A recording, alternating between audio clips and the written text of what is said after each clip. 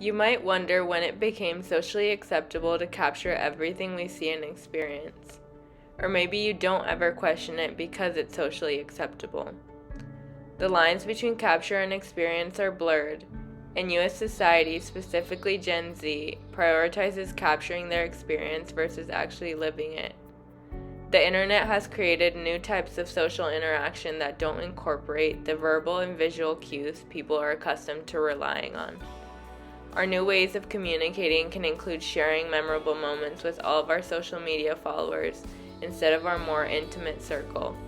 People find out about our whereabouts not directly through us, but through social media.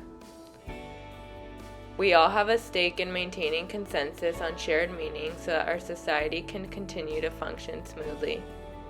For example, when we visit places that are culturally different from the US, it's important to keep different norms in mind and be mindful when taking pictures. Ethnomethodology is an approach to studying human interaction that focuses on the ways in which we make sense of our world, convey this understanding to others, and produce a mutually shared order. This is me in preschool. I was in a totally new environment and was slowly becoming adjusted to new norms.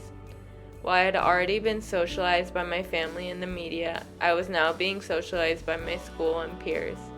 My days were no longer my own, and I was learning to interact with other kids that weren't related to me, and was discovering my place in the world outside of home. During that time, I definitely learned that there was a time and place for talking. Robert Merton's role theory, which suggests that social norms are goal-oriented, can be applied to this time of my life because this particular environment, preschool, had the new norms of raising hands and using inside voices because they wanted to contribute to the goal of equal learning opportunities for all kids.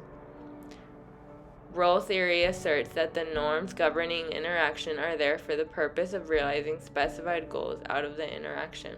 In college, I think I've been going through the re-socialization process again, which is the process by which one's social values, beliefs, and norms are challenged and perhaps reformulated in response to spending a significant amount of time in a very different environment.